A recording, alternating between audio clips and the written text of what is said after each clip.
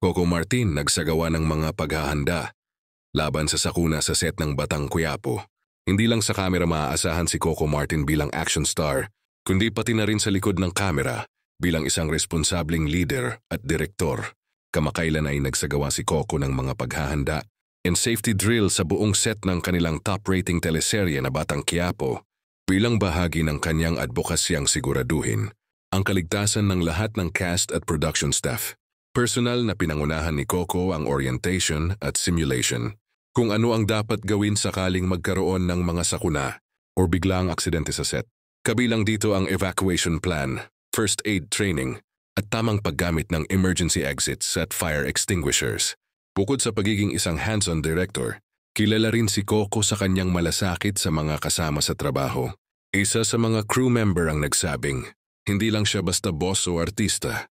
Alaga niya talaga kami. Lahat ng detalye, tinitingnan niya para siguradong ligtas ang lahat. Ang hakbang na ito ni Coco ay umani ng papuri mula sa netizens at kapwa taga-industriya.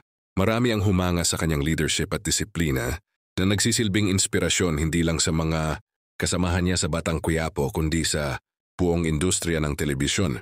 Patuloy namang tinatangkilik ng mga manonood ang Batang Quiapo at sa likod ng bawat matagumpay na eksena, may isang Coco Martin na sinisigurong ligtas, maayos, at handa ang kanyang buong team sa anumang hamon sa harap man ng kamera o sa totoong buhay.